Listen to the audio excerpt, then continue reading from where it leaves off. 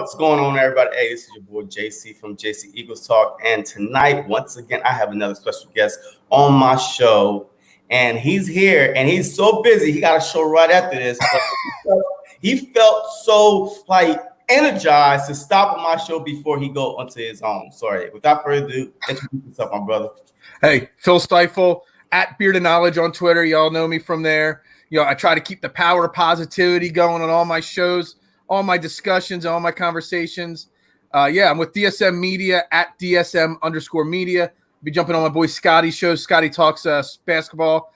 After this at 7 o'clock, we're talking about Sixers free agency or the lack thereof. I also do a golf podcast on Tuesday night at 9. So I have two more shows tonight. It's Fantasy Golf, Fairway to Heaven at 9 p.m. on DSM.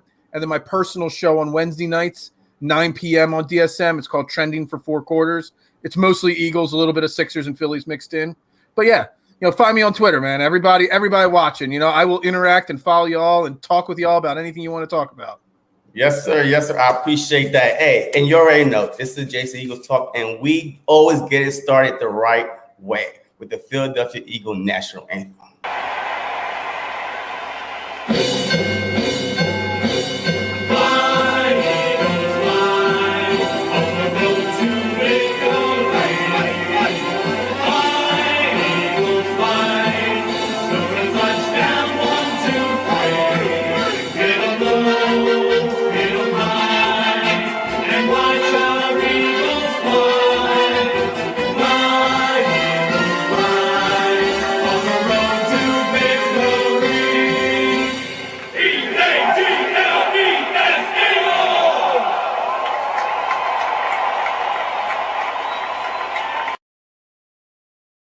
Yes, sir. Yes, sir. That's all I'm talking about. How could you be upset or depressed after you hear this song? You can't. I love it. You can't. There's no way around it. All right. So, hey, let's get into it. Hey, we're going to go over a little injury report real quick. This is from today. Nothing too serious. Taylor, quadricep. Taylor, lower body. The day-to-days are Brooks, Groom, Kerrigan, and Walker. And the week-to-week, of course, we know Smith, Asar, and Meters. Nothing that's really popping out. Hey, you don't see McLeod on there. That's pretty good because he's going to play a big role. So he's not on there, so that's always good. But besides that, is there any other injury concern? Well, actually, I don't want to say I'm concerned, but Davian Taylor. We've talked about Davian Taylor on a lot of different shows. I'm sure you have. How impressive it is that he's actually getting some run with the ones. He had his little quad issue, and he came back already, and he's back out again with it. So I really hope they just pump the brakes on him a little bit. It's day-to-day, but, limit it. But pump the brakes on him, let him get 100%, and then let him, take the second half of camp by storm. Because, I still haven't given up on Davian Taylor like other players or other fans have. Oh, no. No. I don't know who you've been talking to, but everybody wants Taylor to play. Everybody, we saw the potential from last year when he chased down Lamar Jackson. I think these guys just need some reps, man. But just like yesterday, I'm hoping that they don't try to rush anybody back. Taylor don't need to rush back. Smith definitely don't need to rush back. They need to take their time. They need to take their time and come back healthy. It's a long season. And our week 14 bye is like week 14. So, yes, we have a little mini 10-day bye in there when we play the Buccaneers. But still, it's still a long season. And some of these guys just coming out of college never played past 10 games. So, hey, the way I look at it, Davian Taylor, Kayvon Wallace, all the guys from last year, they're still rookies this year. Oh, absolutely. I'm considering them all of 2020 draft class still a rookie. None of them had real proper camps last year. They didn't have any OTAs last year. So I consider last year a wash for those guys. So I like to keep it, realistic with those guys. But yeah, let's not rush them back. Rush them back at all. I agree, man. I agree. So, hey, and the next big thing today, all right, the Eagles have $14 million in cap space for 2021, which could get pushed into 2022 because they restructure Barnett contract and then Lane Johnson. I don't know how they did Barnett's contract. I mean, this is his fifth year, unless they really plan on so they restructured it and they added 4 more voidable years to his contract. So technically, he's now signed for 5 years, but they could basically just cut him at the end of the season. So that's how they did that, and it got all structured into bonuses and all that stuff. But yeah, I think it's great because not only do they have $14 million now that they can push into 2022 if they need to, but if they want to change their mind and go after Xavier Howard or something like that, they've got some space. I'm just the other thing is now you're not in a rush to trade Zach Ertz. Exactly. You don't need to clear $8 million of Zach Ertz's contract by trading him. So I think it's a really smart move getting them. And there's still one more restructure that's out there, and that's Fletcher Cox. They haven't done that, and there's been talk that they could do that as well. So Howie's got his bag of restructures, lined up as always. Yeah, I mean, and it's funny how you said that that we don't need to be in a rush to trade Hurt, and I agree. I mean, with now, I would just keep him because the more weapon you surround Jalen Hurts with, unless somebody is really, really desperate out there and willing to give you a third or fourth for him, what's the rush? Because so far he's been the talk of the camp. He's been very helpful, like with the positive attitude. I mean, he's been really going hard, like he's on the team to stay. So I would just keep Zach Ertz. With Zach Ertz and Goddard with the 12 personnel, 21 personnel. We could do a lot of damage this year. Now offensive power is not limited. I don't know if Nick Sirianni's really going to be a 12 personnel, a 2 tight end type. We really know nothing about Nick Sirianni's offensive scheme. We could say we can hypothesize based off of the Colts and all, but we don't really know. The reason I think keeping Zach Ertz right now is a smart move is because if you look at the wide receiver room, who is our most veteran wide receiver right now? Greg Ward, who has 80 catches in his career. And I bash Greg Ward all the time. It's not real bash. It's just sarcasm. I always call him 20 catches for 42 yards, Greg Ward, because the guy can't separate from anybody. But you need somebody. That means you got a lot of young guys that are catching passes for Hurts. You need that veteran guy, whether it's a wide receiver or Zach Ertz. So, at least he's a voice of veteran leadership in that locker room for the we won't call them wide receivers. We'll call them the skilled players that are catching passes from Jalen Hurts. So, if you can get a third-round pick from him, trade him by all means. But now you can keep him if you want to. Yeah, I completely agree. Hey, before we move on, I'll give a shout out to everybody that's in the chat. AJ, Big Play Slate, Philly Girl, David, Joseph. I appreciate all y'all. If y'all not subscribed to this channel, please like, comment, and subscribe to this channel. And don't forget to hit my boy up on his YouTube channel right there or on Twitter say it again. Well, the DSM, it's DSM_media on Twitter, DSM Media and the link there on YouTube, and then me, Beard A Knowledge. Yes, sir, because he about to drop that knowledge. So let's move on real quick. Do you think, because this brought up, I don't know who made this rumor, like who brought it up or what, I haven't seen it. I think I saw a tweet about it, but I mean, is it true? Is it false? I mean, do you feel like that the Philadelphia Eagles really need veteran wide receiver presence? Because whoever we bring in, it might take snaps away from the Fulghams or, the Rager. So we got to, be careful. Whoever we choose to bring in will be humble enough to be more of a teacher than, I want to play. You used the key word there, humble. Okay, they got to be humble enough to accept that. I saw somebody post Alshon Jeffrey's coming back as that veteran wide receiver, and I know everybody wants to say no, but you know what? Some players there's a reason why no one signed Alshon Jeffrey's yet. He's a free agent for a reason because he's at the end of his career. Sometimes players something clicks at some point in their career and they accept that they're no longer the star they used to be. They don't mind coming in for that last paycheck, that last time, to collect some money. If Alshon Jeffries will come in and know that he's the fifth guy, the sixth guy, sure, you bring him in. There's Kenny Stills. There's a lot of names out there. But we just talked about it. Zach Ertz is your only real veteran voice in the skilled position people. So you do need a veteran voice, even if it's just for camp. I've talked about it on my shows and on Twitter a lot. There's 2 positions, running back and wide receiver, that there's going to be some really tough calls to be made. Yes. Look at it. You got Greg Ward, you got Reagor, you got Devontae Smith, you got Travis Fulgham, you got Jonathan Hightower, you got Quez Watkins, you got Ortega Whiteside. Don't sleep on Ortega Whiteside. That's I'm not. There's a lot of people that have given up on him. Yeah, I've seen it. new wide receiver coach, a new coach, guys that are hands-on wide receivers.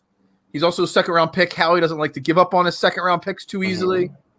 So you have a lot of guys there, but who's teaching them? Who's teaching them the ropes? Who's teaching them how to be pros? Again, Greg Ward and Zach Ertz, and that's it.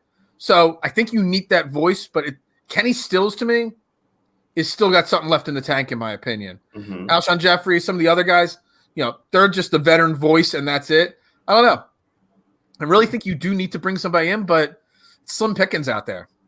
But see, I think Jeffery with the right quarterback, he will rejuvenate. He will want to be out there playing, just like last year. I mean, yes, I know how he played well with Jalen Hurts there towards the end of the season. Yeah, he scored his first touchdown against the Saints. Yeah. Like he came in and scored a touchdown. So I feel like just like Jeffrey's played well with Nick Foles, he might play well with Jalen Hurts. It was maybe Carson Wentz was the issue. But JJ, it's funny how you brought up JJ because I keep saying this. Last year, we had zero coaching development. We had no coach that could develop players. The last 5 years, the last 10 years. Yeah, so like we had zero. So why not just really, really give him a shot? I mean, if he does make the team somehow, that's a big – and now you got Goddard, Hurts, JJ, and Smith in the red zone. Like, height, speed, hands, and then you still got the dual threat of a quarterback and Hurts. So, I mean, it's going to be very difficult if you be able to use these players. You talk about the red zone. I just talk about first downs when you're midfield and you got a 3rd and 9 or a 3rd and 12, which the Eagles are always stuck in those 3rd and 9s, 3rd and 12s. So, you need a guy, and you have Ertz for now. You have Goddard right now. Mm-hmm. You need a guy that can go over the middle and get that, big first down, 50-50 ball catch. All our other wide receivers are all small, fast guys, and again, I know all the comparisons. Devontae Smith, he's got strong hands. He plays bigger than he is. Mm-hmm. But, Arcega-Whiteside's the only really tall wide receiver right now. So, there's a chance he doesn't make the team. But I think there's just as good of a chance that he's still around. Yeah, I mean, look, I completely agree with you. So, I mean, I know a lot of people. I know there's a lot of people that are off that band. 99%. I said last year to trade or to cut Jordan Mailata. I admit I flip-flopped. I know I was wrong there. I don't want to be wrong on J.J. Arcega-Whiteside. I want him to prove himself. And the reason why I'm so fighting for him is because every player that has left the Philadelphia Eagles has really went out and bought out. Mm-hmm. Maybe we was the issue, from the defensive back we let go last year with the Darby, Douglas, Jones. I mean Nelson Aguilar. All those players could have easily been the best player on our team last year. Imagine it, because we sucked at DB last year. We sucked at wide receiver last year. We did. So, but see, all that stuff all played into the injuries with the offensive line. The descent between the coaching staff and the play calling with the quarterback. It was like the perfect storm of bad things. Yes. You know what I mean? All the bad things started happening. The domino effect, the quicksand effect. Everybody just started drowning. So. I'm ready to move on from that, focus on the positives. My sneaky thing that I think is going to happen is I think a trade's going to happen sometime in camp. I either think Greg Ward or Travis Fulgham, one of those guys might get traded. I'm not very high on Travis Fulgham. Might get traded somewhere, and that frees up one of those tough decisions so that you don't have to cut somebody that you've invested. Look, Travis Fulgham, I saw your look on your face. He had 4 good games. 4. Because Jeffries came back. Jeffrey came back, and he took a back seat. But on the flip side of the equation, Travis Fulgham has been in the league now for 2 years, okay? He has been on 14 or 1,700 practice squads. The guy couldn't stick around. He got opportunity. He did make the most of his opportunity for a few weeks. He's not overly fast. He's not overly big. He's not overly strong. He got open, but then even before Jeffries came back, you could already start to see once there was game tape on him, the big plays just started getting a little bit smaller, a little bit less frequent. So I'm not 100%. I'm not putting all my eggs in the Travis Fulgham. If somebody offers me a 6th-round pick for him, I'm jumping on it like that. What? Absolutely. Look, hey, you said there's no investment. You got to remember one thing. Howie's a businessman. He hates giving up on investments. Yeah, he does. There's 2 guys on this team, Travis Fulgham and Boston Scott, 2 guys that people like a lot. but he's got no investment. They're practice squatters. They're undrafted free agents. You got somebody like Arcega-Whiteside where he spent a second-round pick on him. Yeah. He's not as likely to give up on that. So, Howie likes to keep his investments. So, hey, look. Hey, I know. I bring a different idea to the table. Right here. All right. So since we right here, who would be your surprise cut? Surprise cut, like, damn, nobody saw it come. Not a trade, but like a cut. I could see. Well, before today, when Nick Sirianni gushed about him, I would have said potentially, Boston Scott could have gotten cut. But then Nick Sirianni came out today and said how great of a leader he is and all that kind of stuff. So I guess we're off on that. Maybe Jonathan Hightower gets cut, over Quez Watkins. Watkins was a 6th-round pick. Hightower's a 5th-round pick. Mm-hmm. So hypothetically, Hightower should be ahead of Watkins. But, I could see Jonathan Hightower getting cut. Yeah, I mean, I would say I would have to say Ward. If they cut Ward, I'd be shocked. I don't think they would have to cut Ward. I think they could get a trade. Team like New England that lost, their slot guy, in the offseason. Teams that like those small slot guys that could zig and zag. Somebody will give you a 6th or 7th round pick for Greg Ward, I think. Oh, wow. Eagles champ. If we trade Fulgham, keep Whiteside. I'm right. I know. I'm not saying it's a popular opinion. I'm just saying, watched a lot of Eagles football. I know Howie Roseman. He ain't fun. I mean, we kept Sammy Jones for 3 years. Yes. Why? He was terrible with us. Yeah. We still got Derek Barnett, who has underperformed. We still have Andre Dillard, who hasn't done. He just doesn't give up on guys. Yeah. That's my reason. It's not because I don't like these guys. I just see how Howie runs his organization. So yeah, I know, because he's a prideful man, and that's the only reason why I think he don't like to look like he failed. Because he's a businessman. He loved the numbers. He's very good in numbers in some way, somehow. But that's not a numbers game. That's a player development game. That's a skill position. You can't go off of numbers. Yeah. He went to the school of Joe Banner's business school. He learned everything from Joe Banner when he was the GM of this team, and he's just following right along. This is what he knows. He knows numbers, and you don't just cut 2nd-round picks, after 2 seasons. No, you do not. You don't get a second round grade on a player without having some talent either. So Howie Roseman's got to hope that this new coaching staff can unlock that talent that they obviously saw in him. Yeah, look, I agree, man. So, all right. So, and next one, how confident are you that Jalen Hurts is the quarterback of the future for the Philadelphia Eagles? Can anybody be really confident, honestly? I mean, what we've been hearing and seeing. I want him to be. Okay. I think he can be, but nobody could be 100% confident yet. He had 4 games as a starter last year. He was 1-3. People forget that he had just as many turnovers as Carson. Actually, I think he had more turnovers, per game than Carson Wentz did last year. So you can't be like 100% confident he's definitely the guy of the future. Mm-hmm. But I say you let him ride the entire season, no doubt about it. He did not have a healthy offensive line. Mm-hmm. By the time he was starting, the team had given up around him. So you give him the whole entire season. I think that the better way to ask the question, I'm not trying to change your question, is what would he have to do this year? Because I think he gets the full 17 games. What does he have to do this year to give you that confidence going into 2022? And that's the way I've been re-asking the question when people ask me that, because they're not going to win 12 games this year. So win-loss record might not be enough to grade Jalen Hurts on. But what does he have to do? So I think cutting down on the turnovers, not busting out of the pocket on a blitz right away, go to that second read first, trust his receivers, work on his deep ball accuracy, which in practice it seems like in camp he's getting better with some of those deep throws. Those little things are what's going to make us confident going into next year. Yeah, look, I agree, man. And everything I'm hearing out of camp is he's having a great camp so far. I mean, he's throwing the deep ball well.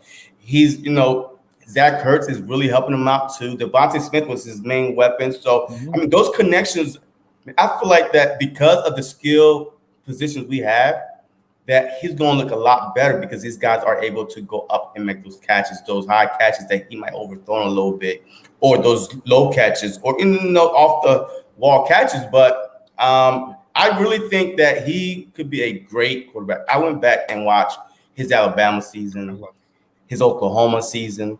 If Nick Sirianni could some way, somehow, try to put a little bit of that offense in there with the Philadelphia Eagles, where he's comfortable with Devontae Smith there, I think he could flourish. Look, I wanted Alabama versus Oklahoma in the title game so bad 2 years ago, just so I could see Jalen Hurt stick it to Alabama and Nick Saban, because I think Nick Saban and Bama did him dirty. I know Tua, I guess was a better college prospect than Hurts, but I hate when a player loses his job to injury.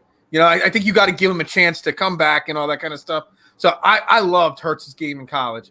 I saw a miniature, Russell Wilson type, a miniature, Deshaun Watson type, guys like this that, the way the NFL goes now, Kyler Murray, another one. These are the quarterbacks of the future. It's no longer the Michael Vicks, Donovan McNabb's, the running quarterbacks can't win. Win the division. No, the Eagles, the chances of the Eagles winning the division, I don't think you could just stake that as the reason to keep Hurts or not. I really don't think you can do that. But yeah, I mean, I really think Hurts can be. I hope he is, because then me predicting the day they drafted him that was a great draft pick, all comes through fruition. But there's going to be a lot of people that want Watson or whoever else is out there. So he's really going to have to ball out here. Aaron Rodgers, yeah. Russell Wilson might be. Yeah, they all might be out there. We got no longer 3 first-round picks, 2 first-round picks, and 2 second-round picks, most likely next year. So you still have trade capital, got a load of cap space. We'll see what happens. Yeah, I really think let's just say that the Philadelphia Eagles, we can fall short of the playoffs, 8-9, boom. Yeah. But he has a great season. So because what's a great season? I say about 3,000 passing yards, 25 touchdowns, about 500-600 rushing, and a couple, rushing TDs. I mean, that's a solid. That's a great. I mean, that would give me confidence. So the way I look at it is, it sucks because fantasy football and real football are 2 totally different things. But on a bad team, you kind of need to look. If he's a good fantasy football quarterback, that means he's doing all the right things. Yes. But the rest of the team around him isn't there yet. You know what I mean? So in this situation, you might. What's up, buddy? How you doing? You might be able to, judge it off of fantasy stats. You say yards and touchdowns. My biggest thing will be turnovers. If his turnovers per game goes down, he might have some turnovers early in the season, but by the end of the season, if his turnovers per game are 1 or less per game, that's great. You know what I mean? You don't want him fumbling the ball. You don't want him throwing picks. He's thrown a couple picks in, practice so far in the first 6-7 practices, so you want to see him cut down on that stuff. Yeah. Look, we all love Hurts, man. It's Hurts season, man. The city of Philadelphia is going crazy with Jalen Hurts season hats and all that good stuff. Because we don't want, we feel like we never really given our quarterback chances to actually develop and put weapons around. McNabb had no weapons. Some way, somehow, because of our strong defense of Jim Johnson defense, we was able to run the NFC East 4 straight years with division titles, NFC championships. But McNabb never had strong quarterback. He had Cox Pinkston, Freddie Mitchell, Greg Lewis. I mean, those were his receivers, but he still managed because he was mobile. He was able to make enough plays, and with a solid defense, which I feel like that our defense this year will be solid. But it's not going to be at that Jim Johnson level. We don't know. We don't know what Jim Johnson, JG, and you don't know. JG, you're close. So if it's close, anything is better than last year's defense. Absolutely. Because last year's defense, somehow, we never adjusted. The offense, the team that we were playing, they adjusted their offense because that's how the second half they come out, either scoring or not scoring. But Schwartz never adjusted really. He was so confident in his man defense that we kept on getting beat aside the head. But with this coaching staff, with this defensive coordinator, I don't think that he's going to be that way. We hope.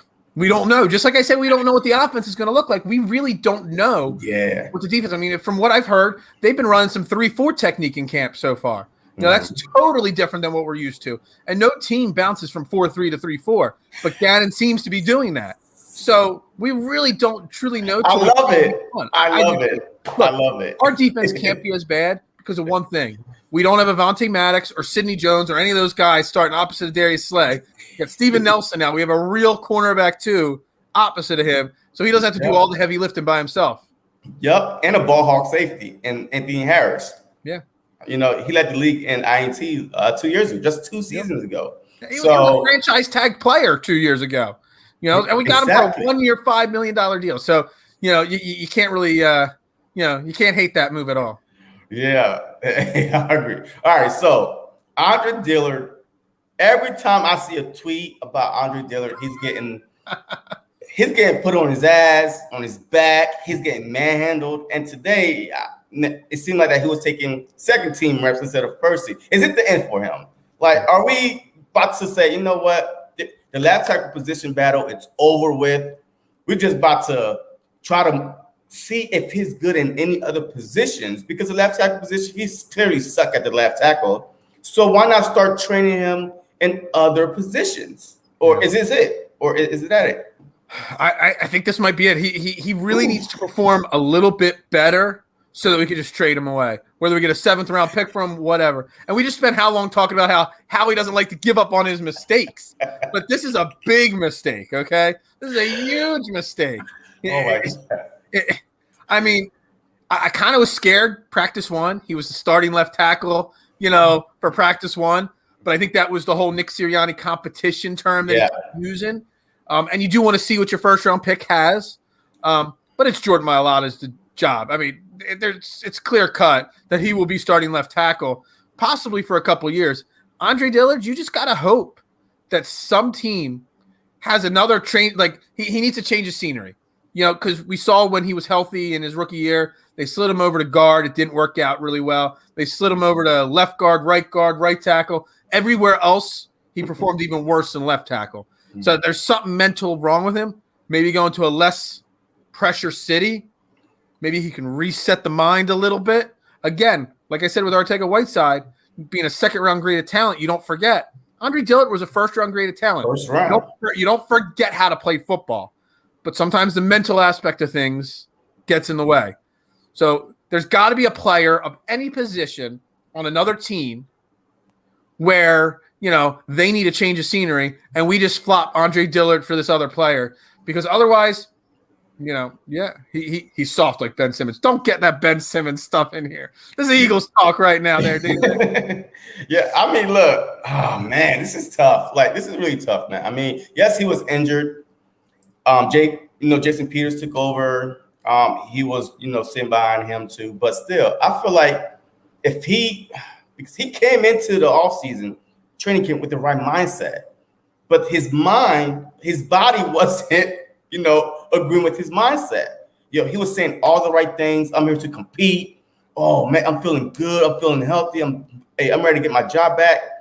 And everybody, Sweat, Barnett, everybody is putting him on his ass every time. Even this kid, Milton Williams, everybody that lined up across this dude is beating him. So it might be it, but I really would try him at another position because you know how injuries happen left and right. So yeah. And hey, let's say, Jordan Mailata. Let's be honest, he played really well last year, right? Yeah, park cars. Yeah, you got a lot of guys with jokes that are chiming in on this show. They're rolling in the jokes in the comment section here. I love it. Love the interaction. Jordan Mailata has only played 1 real year of football, and he played great last year. But something got me thinking the other day or yesterday did Jordan Mailata look really good because the rest of the offensive line looked so bad? Because we had 13 different offensive line configurations, and he was just the best of the bad bunch. We really don't know what we have in Jordan Mailata. Jordan Mailata on a healthy team might be the weak link. If you're sending your double teams to Jordan Mailata because you got Lane Johnson and Brandon Brooks on the other side, will Jordan Mailata be able to handle that pressure, handle that switch and with the game tape on him? So you need to keep Andre Dillard potentially. If Jordan Mailata just tanks, you might need to slide Andre Dillard in there. Yeah, Yeah, I mean, the thing is with Mariota, man, yo, he has so much potential. Big, physical guy, rugby player, So the rugby players are Dude, tough. I don't care what I'll anybody interrupt you for say. 1 second. I've Go been ahead. clamoring. I want to see them line up Mailata as a running back on 4th and 1. I just see the rugby boy on the 50-yard line, go up the middle, bust one for a 50-yard touchdown. Dude, I've been since the day they drafted him, and I saw those rugby highlights. I want to see him, boom, right up the middle. Sorry. I would do for. it. Look, I would do it at least one play and see because these rugby players do not go down easy. No. And he's a tough he's like 6'8", 350 or 360 or something like that. But he's a big dude. Yeah. So I feel like, and then he's so quick on his feet. So even if those double team comes, I feel like he's fast enough to recover and try to, I made a mistake, and try to and get there.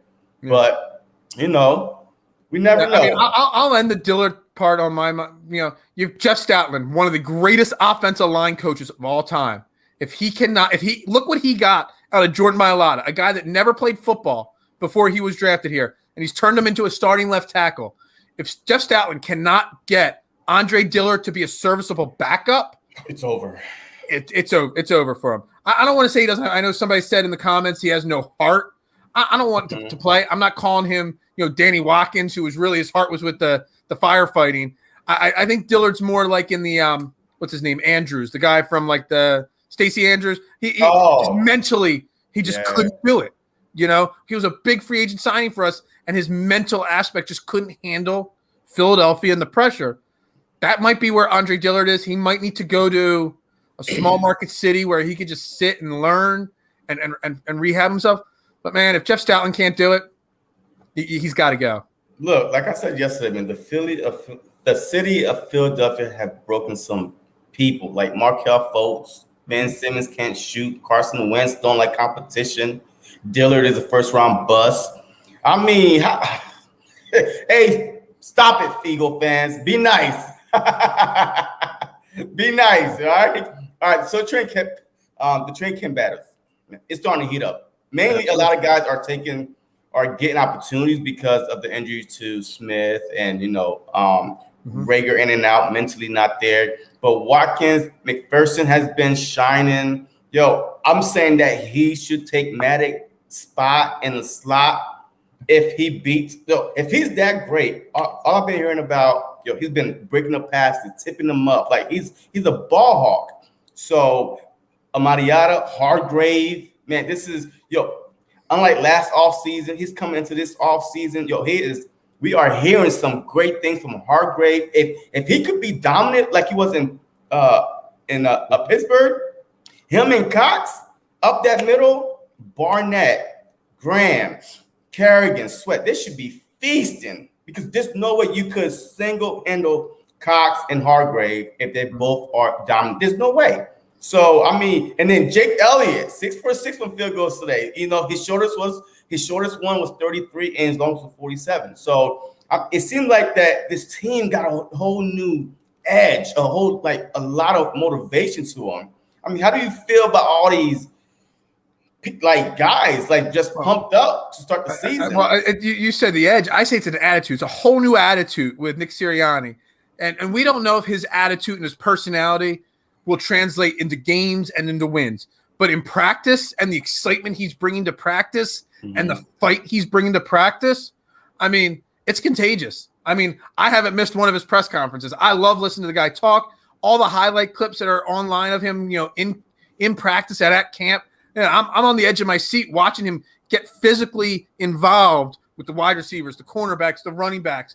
2 or 3 practices ago, they didn't say what happened, but he saw something he didn't like in practice. He stopped the entire practice, gathered all 90 guys together in a huddle, and laid down the law. And then all the reporters, Mike Kay, ESP, all the guys that were there, all said the second half of practice, right on point and 10 times better. Because his energy and his the way he's managed these guys in practice, it's contagious and it's working. Out of all your comments here, all these players, I think Quez Watkins is the only one that's a real battle, and I think he's in the battle with Jonathan Hightower. McPherson would have been battling with Vontae Maddox, but bringing in Steven Nelson, I think McPherson he's going to be a really good player on this team, Zach McPherson, but I think he's not quite ready yet. Mm-hmm. And by bringing in Steven Nelson, you're giving him 2, 3, 4 weeks. You might see him out there for a couple plays a game, and you're giving that. But I think McPherson steals that job from Maddox by week 4, week 5, somewhere in that range. But I don't think it's something he can win in training camp. And Jake Elliott, there's no competition for Jake Elliott. He's the second highest paid kicker in football. That was one of Howie's many mistakes. I'm pretty sure he's like the second highest paid kicker. I mean, it's insane the money he's making for a mediocre kicker. So, yeah, I agree, David. To me, these young guys are hungry. It's time to let the young dogs loose on defense, and it's all going to be on scheme. If we are blitzing, there's no way they can sit back. These young guys are going to eat. The linebacker core is much better than last year. With the subtraction of Nate Gary, with the addition of Eric Wilson. I mean, that was our biggest weakness last year. To me, was the linebacker core, or maybe we didn't use it the right way, because when we, I think it was a game against the Cowboys when they had a blitz right up the middle when Singleton or Cox came right up the middle and punched old Chef in the mouth, and the ball got loose. Like, that was the only time I seen them blitz. Imagine if we could do that more often. These quarterbacks won't have no time to get rid of the ball. I think you said it earlier in the show, adjustments and stuff like that. But I think the problem on defense last year and on the whole team last year was, and I don't want to sound cliche because it's like the oldest cliche term in the book, I got to put players in a position to succeed. But how many times have we seen Nathan Geary guarding, Chase Claypool against Pittsburgh, or, these super speed? I mean, dude, Jim Schwartz, you can't put your slowest, worst linebacker against speedy slot wide receivers. It's going to burn you every time. And that's where I'm hoping this coaching staff adjusts on the fly a lot quicker. When they see something not working, they're not going to stick to it. They're going to go away from it. And yeah, I mean, let the young guys show what they've got. All these guys, Wilson, Ant Harris, all these guys we signed, Steven Nelson, 1-year deals, all small cap hit deals. You might see Kayvon Wallace start week 1 because McLeod might not be 100% ready. Exactly. For week 1. If he impresses, then you might be able to slide Anthony Harris to the bench, and you might have McLeod and Kayvon Wallace start. We don't know, but I'm saying you got to let the young guys eat and get as much experience. Win losses, we all won a Super Bowl, we all won a division title this year, but win losses, if we're really realistically honest, don't matter. It's seeing growth of these young players, letting them eat, so we have something we know we have in them next year. Yeah, agree. What was your favorite coaching hire on the Eagles? I was talking. This was part of my show last week, and all. So it's a tough one. Everybody loves Jonathan Cannon. Everybody does, and rightfully so. He seems energetic. Seems like he's got the right mindset to be a defensive coordinator. I like obviously Nick Sirianni. I didn't hate his opening press conference like everybody else did. Everybody was bashing him because he didn't know how to talk in front of him. Yeah. Dude, the guy, assistants don't talk in front of the mic often. They're not versed for that kind of attention. You already see him getting better. I love the running back coach, Jamal Singleton. Everybody loved Deuce, and I love Deuce too, but good to get a fresh voice in there. But I like, what's his name? I don't have my notes in front of me. Brian Johnson, the quarterback's coach. Oh, yeah. I mean, if you look at what he did as the offensive coordinator of Florida last year with Kyle Trask, who was nobody's radar, they had the number 1 scoring offense in all of college football. And Kyle Pitts was a good tight end, but he was not a top 4 pick in the draft before, John, he got his hands on him. So I'm really excited what he could do with Jalen Hurts. I think the new quarterback coach, again, his name slipped my mind. I don't have my notes from last week in front of me here. I don't know what I did with them. I got so much paperwork on my desk here. But yeah, look, my favorite hire, believe it or not, is the head coach. Yeah. Because everything starts with your leader. And his energy is so contagious that, like, it don't matter who's around him. He's just going to either make you right, like teach you the little things, and then every other coach is going to be like, oh, and follow along. Because I believe a great leader, like, a lot of people follow. If you just want them leaders, like, hey, it is what it is. Like, for example, man, Eli Manning to me, I could never follow Eli Manning because of his face. Like, like the way he carried himself. He's just like, Yeah. man, like who the hell is gonna fight for you? Yeah. Like looking like that. So I mean, so Nick Sirianni, he's jumping up and down. Yo, like you said, he's teaching the Heisman Trophy winner what to look at when a defensive back, hey, if he turns his hips, you got him. If not, just wait a little bit. Eventually, he's gonna turn it because you could only back out so fast. So he's teaching him the little fundamentals, like and like you said, I mean, they kept on messing up in practice. Not all guys came in. How many coaches would have the balls to do that? With just a young coach too. He's never been a coach before. Exactly. And there's a lot of older veteran guys. I mean, you got the Lane Johnsons, the Jason Kelce's. Yes. Guys have been around this league for 10 plus years. Yeah. So yeah, I mean, so that was my favorite hire. And then because I believe if he didn't get hired, would all these other coaches actually come to Philadelphia? Yeah, I believe so. There's a lot of talk like it was an undesirable job. Mm-hmm. There's only 32 NFL head coaching jobs. They're desirable. There's only so many jobs. Everybody wants a chance. If there's enough money on the table, if you have a chance to coach an NFL franchise, you're not turning it down. That's my opinion. So no, I'm talking about the other assistant coaches, the defensive coaches that we got, because that trickled down because the defensive coordinator we got, he the one that brought in Anthony Harris and Eric Wilson because they know him.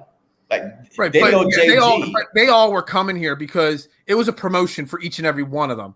Everybody took a step up in their coaching career ladder, whatever you want to call it. Nobody made a lateral move. So everybody wanted to come here that came here because of that. You wouldn't have gotten a Jim Schwartz type to come here with a new coaching staff, but all these guys, they all jumped at the opportunity to take a step forward in their career. And if they have a great season this year, the Eagles, all these coaches are going to be hot commodities next offseason for head coaching jobs, for offensive coordinator jobs. Everybody's going to step up in their career after this. All right, so who's your biggest camp battle that you're looking for? Like, I know everybody said the left tackle. Well, that's over with. That's over with. Yeah. Yes, over with. So what other positions are you really looking forward to?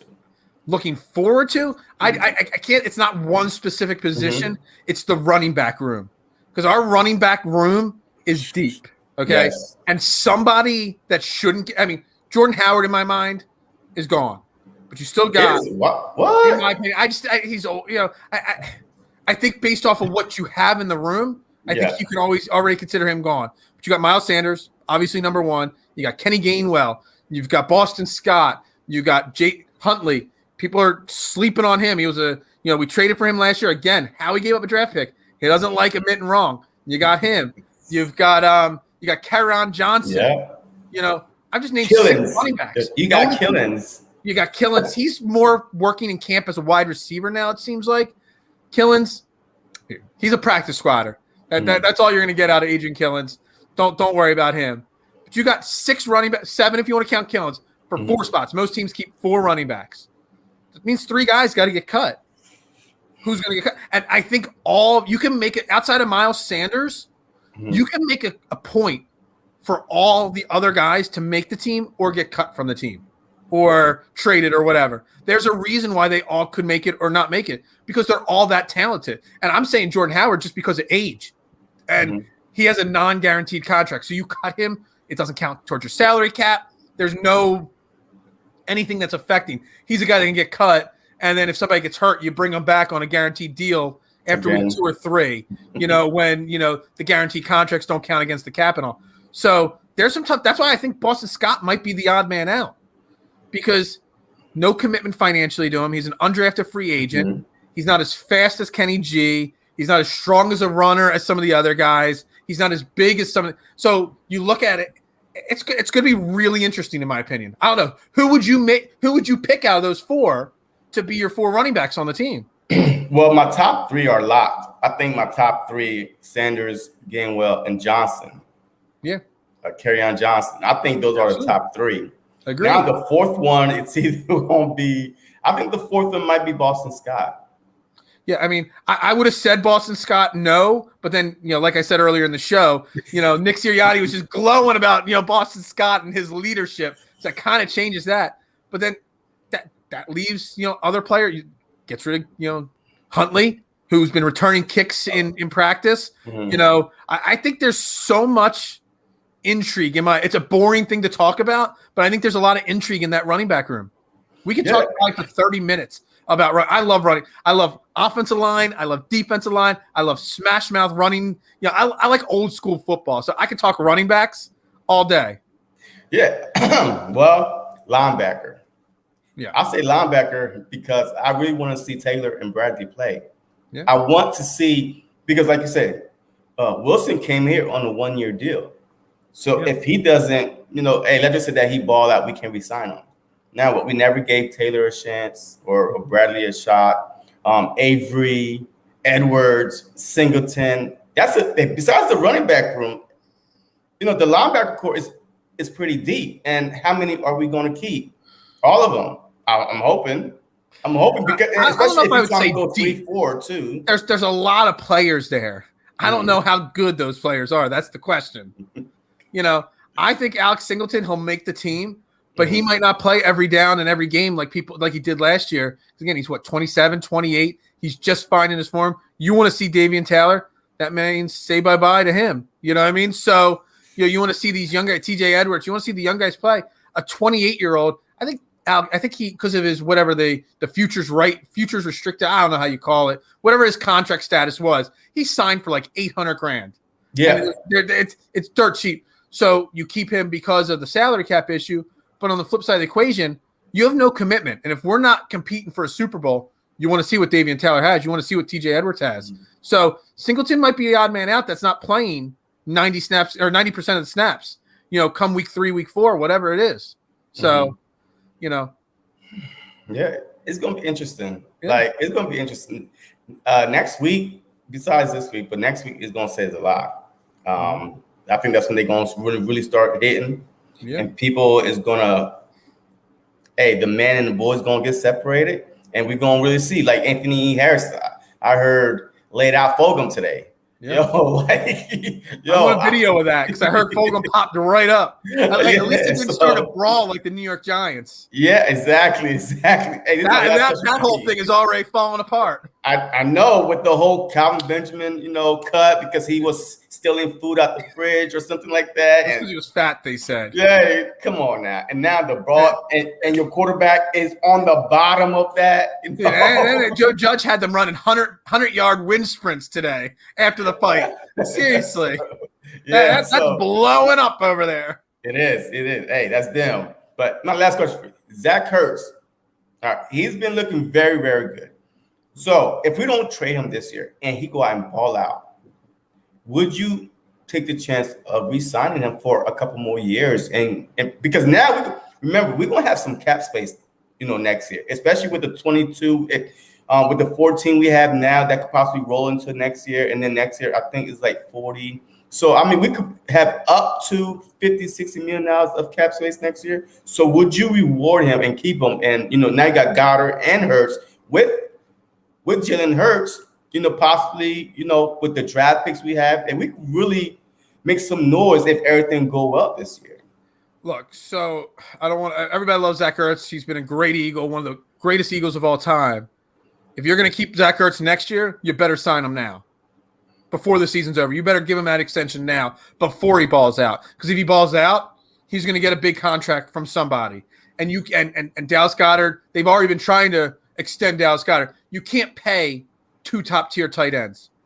You just can't do it. It doesn't work financially with the salary cap. Mm-hmm. And from everything we've seen and heard, Nick Sirianni isn't going to be running that 2 tight end package 50% of the time like Doug Peterson was. Mm-hmm. So you can't afford 2 big tight ends.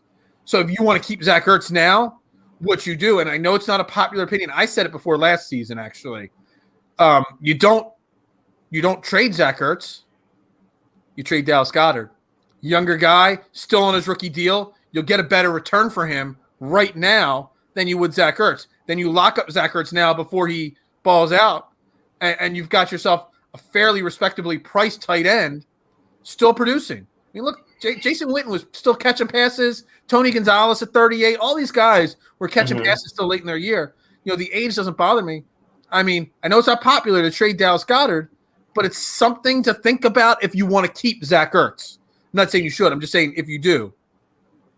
Man, it's shocking. Like I wouldn't trade Goddard because I think that his upside is higher than Zach Absolutely, Ertz. I agree. Because Zach Ertz is not a good pass blocking tight end, number one. Mm-hmm. He's not a good yard after catch, a yak guy. He's just a good nice, good route running, good hands tight end. Mm-hmm. And that's why he's not like he's trying to get paid like the Kelsey and the Kittles, but you're not them. So you say 2 top tier tight end.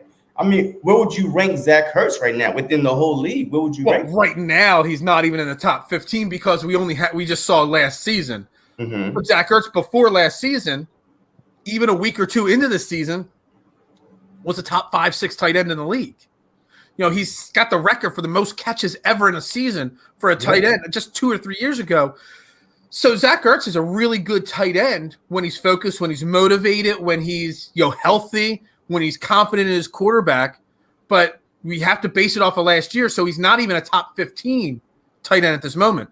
But if you say he balls out and you want to keep him, if he balls out, he's going to get big-time money because people like him, big tight ends that can catch the ball like that, they don't grow on trees. No. So, a title contender will give him money that you can't if you're also keeping Dallas Goedert, to maybe they'll think that'll put them over the hump.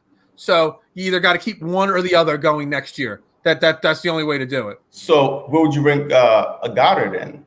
I think Goddard, if he could stay healthy, has the potential to fall somewhere in that 9-10 range in tight ends this year, 8, 9, 10, somewhere in that range, the bottom half of the top 10. But he's got to stay healthy. And that's something we didn't talk about. Dallas Goedert has not played a full season yet. He's gotten banged up and hurt every season so far. Yeah. Everybody wants to talk Carson Wentz was injury prone. Dallas Goedert's pretty injury prone. Yeah, Carson Wentz was a quarterback. Yeah. Though. I don't like he goes down. He goes down. Yeah. Yeah, I talked about him one last time yesterday, and that was it, man. Yeah, man. Hey, look. Hey, what's up, Pale? Hey, how's Hurts looking in camp? Hey, he's looking great. Everything we read about him, besides the first day, everything else, hey, he's been looking great. His D-ball is looking better. I mean, his decision making. I mean, he, like I was saying earlier, that's why we need to keep weapons around him because yes, he's gonna make some bad throws, but if you had the tall wide receivers, the tall tight ends that could possibly, cover that for him, hey, he'll be good, and his confidence will grow, and that's when you're gonna start seeing some better passes. But he's looking good. But overall, I'm loving the way the Philadelphia Eagles training camp is going so far. I'm going to be down there next Sunday. Well, this Sunday, actually. So I'm be down there. So I'm going to try to see for myself in person, and see how everything is going, man. So, I mean, are you going on the 8th or? I'm going on the 22nd. Let me just do a quick shout out here before we wrap this up. Okay. DSM Media, who I work with, and we're putting off a big tailgate on the August 22nd practice on that Sunday. So we got a table set up. We got several members of the media, Rob Motti, maybe, Michael Kay. A bunch of the beat reporters are going to stop by. We're raffling off a Devontae Smith jersey. We're going to have 3 pairs of tickets to the practice to raffle off.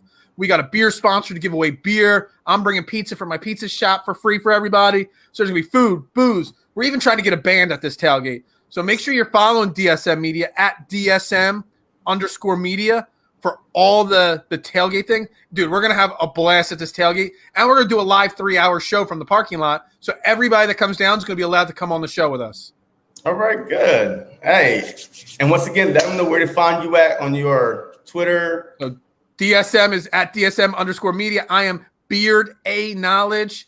Facebook, Twitter, YouTube, everywhere. And I'll be live at 7 o'clock on DSM. We're going to talk Sixers NBA free agency or lack thereof on DSM Media. So, all right, look, hey guys, look, I appreciate everybody that stopped in and put some questions in the comments for us. Hey, it was a blast. And once again, hey, please hit that like button, subscribe, help me grow this channel on the way to 400. Yo, I can't do it without y'all, and I appreciate every single last one of y'all. As always, go Birds. Go Birds.